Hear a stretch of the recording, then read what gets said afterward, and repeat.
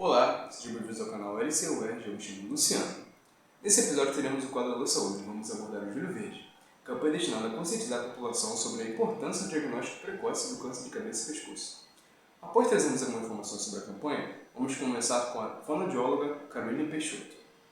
Mas antes de seguirmos com o vídeo, deixe o like e se inscreva no canal para receber os próximos conteúdos em primeira mão.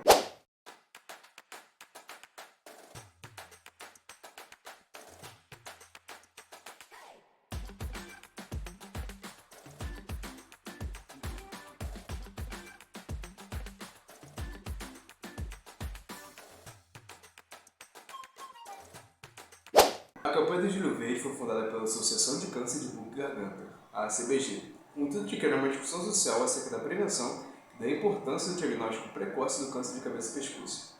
No Brasil, entre 35.000 e 40.000 pessoas podem ter esse tipo de câncer, segundo estimativa do Instituto Nacional do Câncer, o INCA.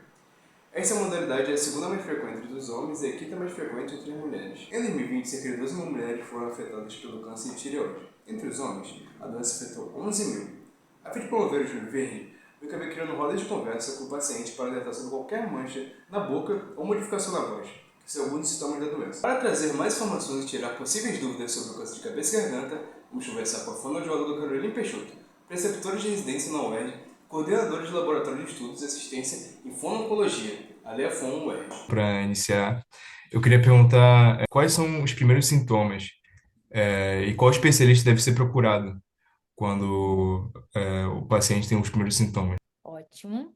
Prazer contribuir para o laboratório de vocês e poder falar um pouco sobre o Júlio Verde, que é uma campanha que eu acredito que busca a conscientização.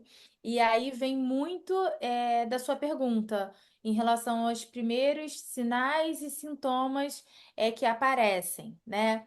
Então, alguns pacientes que começam a evoluir com uma dificuldade para engolir ou feridas na boca que às vezes inicialmente não dói, então tem uma afta ali na boca que não dói, né, precisa assim suspeitar de que tem alguma coisa que está acontecendo. E aí é importante procurar um médico para poder, enfim, analisar, avaliar, fazer a coleta do material, se for o caso. Então, inicialmente, essas aftas que não dói e que passam de 15 dias, é importante, sim, buscar ajuda médica, assim como uma rouquidão, que às vezes permanece por 15, 20, 30 dias, é importante também procurar o médico otorrinolaringologista. Então, em grande parte, em relação a tumores na região de cavidade oral, de boca, os pacientes eles vêm acompanhados às vezes pelo dentista, porque por ser boca acaba ainda, vou no dentista ver o que está acontecendo. E aí é importante que esse dentista, né, tenha ali toda o entendimento para encaminhar esse paciente, assim como às vezes o paciente que tem muito tempo de rouquidão e acaba indo no otorrinolaringologista. Então, ele também acaba sendo responsável por identificar ali que algo possa não estar de acordo e, consequentemente, encaminhar ou fazer algum tipo de coleta de material para análise, assim como exames complementares, para definir o que pode estar acontecendo, tá? Então, os sinais de alerta, eles são importantíssimos para dar um primeiro passo. E durante muitos anos, na campanha do Júlio Verde, né, a gente acompanha, pelo menos na UERJ, desde 2018, que a gente realiza campanhas do Júlio Verde. O Júlio Verde começou em 2016. Ficou um pouco mais em 2017, mas de fato acho que em 2018 ele ganhou uma maior visibilidade. E nós iniciamos a nossa campanha, a nossa primeira campanha foi em 2018. E daí em diante a gente sempre fez palestras para pacientes, para acompanhantes, para profissionais do hospital, com o intuito de levar informação. E numa dessas palestras, um paciente nosso, né, levantou a mão e falou: Ah, agora eu entendi. Então, a ferida que eu tinha na boca é que já era o tumor de laringe, ele já tinha sido operado e já tinha passado pelo tratamento. Então, assim, foi bacana porque ele entendeu ali qual foi o ponto de partida e a gente acredita que os pacientes hoje, eles vão propagar a informação. Então, eu já tive paciente, inclusive, que encaminhou a vizinha, outro que encaminhou um parente, pedir para, né, encaminhou para a clínica da família, enfim, encaminhou para algum médico que pudesse iniciar essa avaliação. A fonoaudiologia, ela entra na grande parte até antes do diagnóstico, mas mais com o intuito de identificar se ele tem alguma dificuldade de deglutição. Mas quem dá o diagnóstico, quem faz toda a avaliação é o médico cirurgião de cabeça e pescoço. Eu queria saber, então, como a fonoaudióloga ela intervém no diagnóstico. Na verdade, a gente intervém até antes do diagnóstico. O diagnóstico ele é dado pelo médico a partir de uma avaliação clínica, né, médica, os exames complementares e a biópsia, que é a coleta desse material e que gera um laudo histopatológico. E aí, consequentemente, esse paciente ali, ele descobre o diagnóstico dele.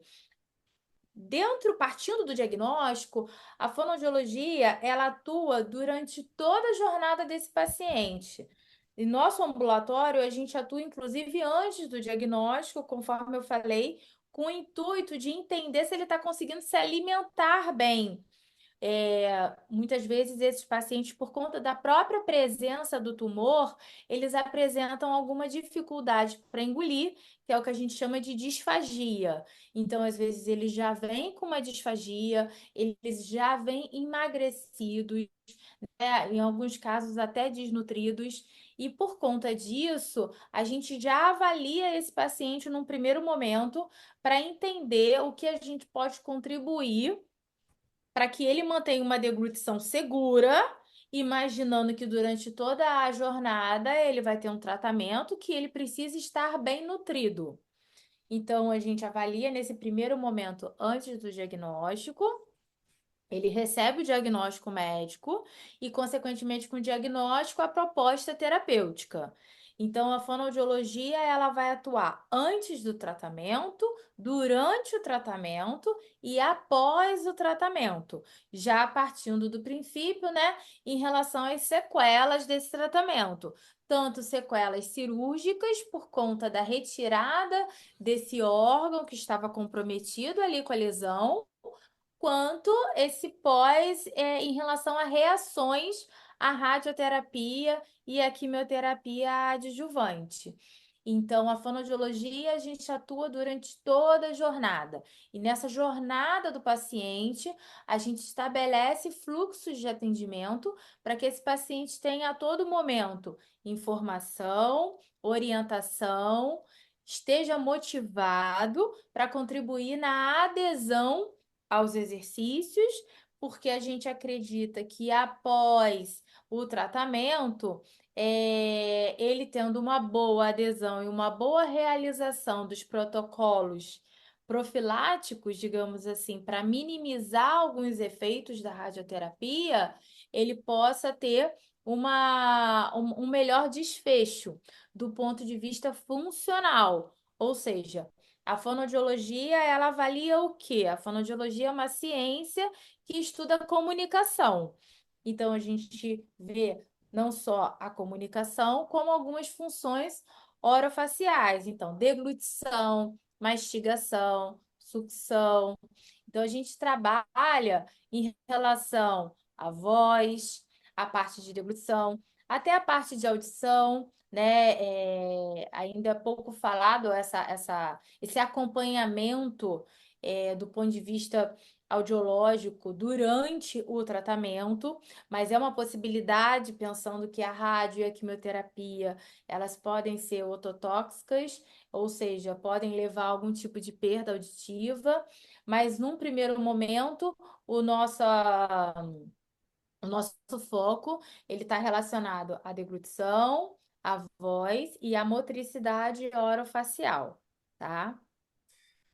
Eu queria saber como é a sua abordagem na reabilitação, como você pode ajudar os pacientes. Então, a reabilitação fonoaudiológica, ela envolve uma série de programas terapêuticos, de exercícios, exercício para amplitude do movimento, exercício para minimizar os efeitos do linfedema e da fibrose, exercícios que possam contribuir no ganho de força, partindo do princípio que, para uma boa deglutição, a gente precisa ter uma boa elevação iolaríngea, uma boa força de língua para jogar, digamos assim, esse alimento em Uhum. região de faringe, assim como exercícios relacionados à voz, né, quando o comprometimento é laríngeo.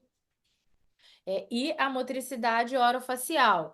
Então, dependendo da localização do tumor desse paciente, se é de maxila, se é de mandíbula, desculpa, se é de maxila, ou se é de língua, ou se é de lábio, a gente pode entender que a fala desse paciente pode estar comprometida, que a sucção dele pode estar comprometida. Então, a gente vai atuar de acordo, baseado, né, numa avaliação clínica que a gente vai fazer desse paciente do ponto de vista estrutural e funcional, para a partir daí seguir com a reabilitação, tá?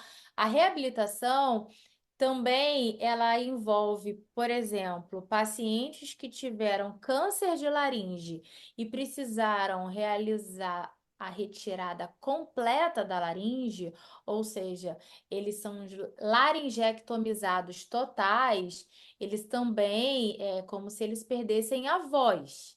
Então, quando eu falo com você, eu tenho o som produzido pela minha laringe, que é a fonte por onde sai o som, e eu tenho todo o filtro, ou seja, a ressonância, a articulação, isso tudo faz com que a minha voz e a minha fala aconteça, tá? Então, alguns pacientes que perdem a fonte, ou seja, que precisam retirar a laringe, eles ainda têm o restante ali da estrutura, né? E aí a gente vai trabalhar com possibilidades de aquisição de uma voz laríngea. Então, não tem mais laringe, então a gente tem que tentar ver formas dele produzir uma voz é, sem ser pela laringe.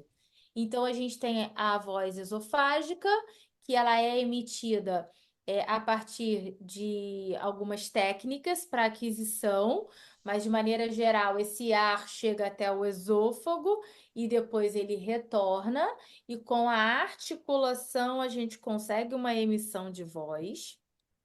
A gente tem o paciente que pode adquirir uma laringe eletrônica, que é um dispositivo que coloca acoplado em região submentoniana ou em bochecha, enfim, vai ser avaliado pelo fonoaudiólogo para que ele possa, com a vibração dessa laringe eletrônica e a articulação, ele ter uma emissão de uma voz mais robotizada, ou ele tem a opção de fazer uma cirurgia, uma cirurgia que liga a parte da traqueia com a parte do esôfago, faz uma ligação entre essas duas estruturas e coloca uma prótese fonatória, né? E, consequentemente, ele consegue também ter uma voz audível, tá? Agora, para cada método desse, para o laringectomizado total, você vai ter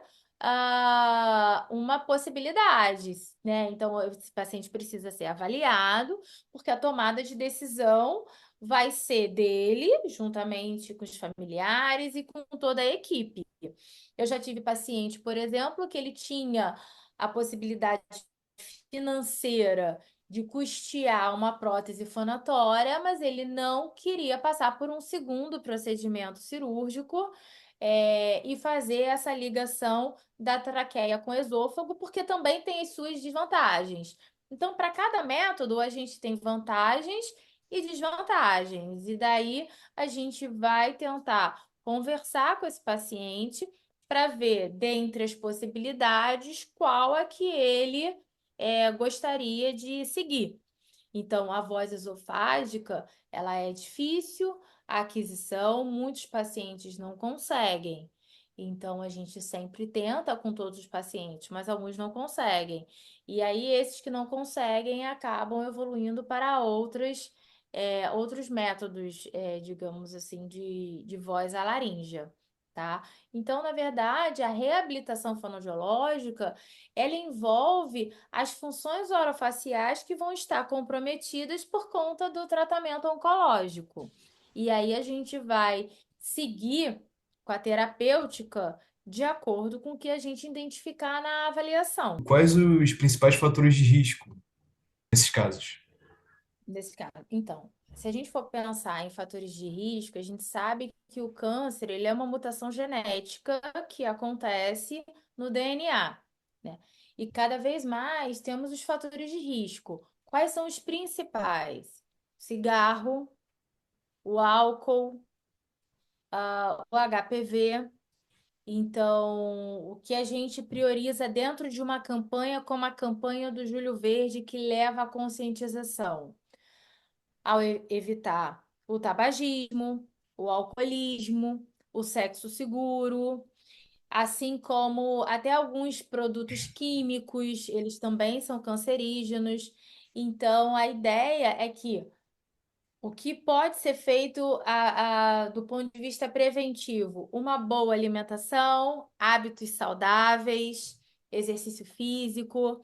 Então, isso tudo leva a um equilíbrio, né? Para que a gente possa tentar minimizar e evitar esses fatores de risco. Existe alguma região mais afetada, pelo câncer? E no âmbito da fonoaudiologia? O que que acontece? Se a gente, o que seria câncer de cabeça e pescoço? O câncer de cabeça e pescoço, ele acomete regiões lá, pode acometer, né? Regiões de lábio, língua, orofaringe, nasofaringe, hipofaringe, glândulas salivares, tireoide, laringe. Então, ele pode se apresentar em alguma dessas regiões, tá? É, eu penso, por exemplo, o nosso perfil, no nosso perfil de hospital, a gente recebe muito câncer de cavidade oral, né, de boca, cavidade oral e orofaringe. Mas em outras instituições, alguns profissionais recebem mais a parte de laringe. Mas, sem dúvida, o câncer de cabeça e pescoço, ele tem uma grande incidência. Do ponto de vista da fonoaudiologia, eu acho que depende muito do serviço aonde ela está inserida, tá? Então, por exemplo, em consultório, eu recebo muita tireoidectomia. Então, câncer de tireoide que precisou fazer a retirada. Então, eu recebo muitos pacientes pós-tireoidectomia. Eu acho que dentre todos os tipos, sem dúvida, é o que tem uma maior incidência. Agora, em relação a câncer de boca, de laringe. Então, se eu não me engano, de laringe, ele é mais prevalente em homens do que em mulheres. Então, tem alguns estudos que mostram, até de acordo com a região do país. Então, em algumas regiões, como no sul, você acaba tendo, às vezes, uma incidência maior de câncer de esôfago. Então, que não é câncer de cabeça e pescoço, tá? Mas eu só tô aproveitando aqui a deixa. Então, assim, às vezes isso também acontece. Então, em região rural, por conta do uso, às vezes, do fumo, às vezes da exposição ao sol, o uso de cachimbo quente. Então, você tem, às vezes, uma incidência maior de câncer de lábio. Então, você vai de acordo, às vezes, com o que os fatores de risco, né? Aquela região e os indivíduos que moram naquela região são expostos. Qual avaliação você tem sobre a campanha e você acha que ela tem favorecido os diagnósticos precoces? Isso é o esperado, né? O nosso desejo é que a campanha ela consiga trazer a ideia do diagnóstico precoce. Eu penso que a gente ainda está em um processo, então já fala-se muito mais sobre o Júlio Verde do que alguns anos atrás. E até do ponto de vista social, de você ver algumas campanhas do governo, você ainda vê poucas campanhas, mas aí já teve o Cristo Redentor com a luz verde. Então, assim, né, igual existe o Outubro Rosa, o Novembro Azul, que eles são mais. Acaba que são mais visualizados, assim, são campanhas que a gente consegue ver um maior movimento, digamos assim. Mas eu acho que o Júlio Verde ele está seguindo esse caminho também. O Júlio Verde em relação à campanha de cabeça e pescoço. Porque o que aconteceu, na verdade, o que vem acontecendo, melhor dizendo, é que cada mês tem sido atribuído uma cor. E de acordo com essa cor, tem sido, né, vem o movimento de conscientização e atenção a uma determinada patologia. Então, você tem, às vezes, o Setembro Amarelo. Então, o que está acontecendo, por exemplo, é o Julho Verde, que começou com a campanha da cabeça e pescoço, né, de cirurgia de cabeça e pescoço, apoiado pela Sociedade Brasileira de Cirurgia de Cabeça e Pescoço, apoiado por algumas organizações, como a CBG, que é uma organização que também trouxe muito e faz uma campanha linda em relação ao Júlio Verde. Outras campanhas Júlio Verde também surgiram. Então, eu vi só esse mês outras duas campanhas falando sobre o Júlio Verde, mas um era ginecológico e o outro eu não estou conseguindo lembrar, não sei se era diabetes, eu não estou conseguindo lembrar muito bem aqui. Então, acho que talvez até isso, de repente, em algum momento, a gente precise rever. Mas do ponto de vista do Júlio Verde, campanha de conscientização e atenção ao câncer de cabeça e pescoço, que é realizado desde 2016, eu vejo que a cada ano tem tido uma adesão maior dos serviços.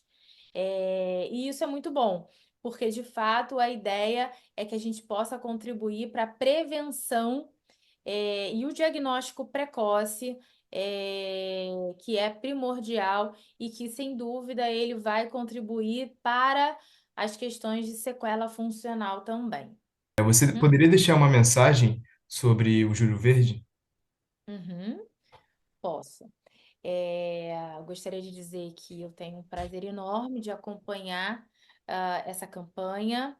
É, Posso deixar um recado para outros profissionais, então, que profissionais que atuam na área de cirurgia de cabeça e pescoço, de câncer, nessa região, que possam sim levar para os seus centros a divulgação de informações, de orientação aos pacientes, porque sem dúvida é uma forma da gente propagar a informação e, consequentemente, minimizar as sequelas desses pacientes. Então, a gente observa durante a jornada, o quanto a qualidade de vida desses pacientes pode estar comprometida, né, diante de um diagnóstico de câncer e diante de todo o tratamento.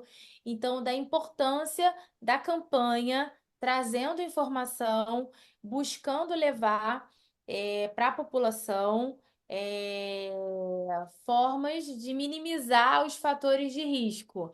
E eu vejo que os pacientes têm fundamental importância para propagar a informação, assim como os profissionais de saúde, de levarem a informação. Então, o meu desejo e o meu recado é que o Júlio Verde continue. Eu fico agradecida pelo laboratório ter tido interesse de me entrevistar e de conversar sobre a campanha do Júlio Verde, porque isso é uma forma da gente também levar informação, e o quanto ao longo desses 6 anos a UERJ se mostrou aberta, né, a toda a campanha. Então, durante esses anos, a gente teve apoio da comunicação, do hospital, a gente teve já apoio de outros departamentos da UERJ que fizeram vídeo, entrevista. Então, eu fico feliz de saber que dentro da instituição onde a gente trabalha e que tem um ambulatório de cirurgia de cabeça e pescoço que responde pelo Estado grande parte dos encaminhamentos, tem o interesse em acolher essa campanha. Muito obrigado, então, pela entrevista e tenha um ótimo dia. Imagina! Eu que agradeço e estou às ordens. Então, galera, esse foi o vídeo de hoje. Se você gostou, já deixa o like aqui embaixo. Não se esqueça de se inscrever no canal para os próximos conteúdos. E é isso, até o próximo vídeo. Tchau, tchau!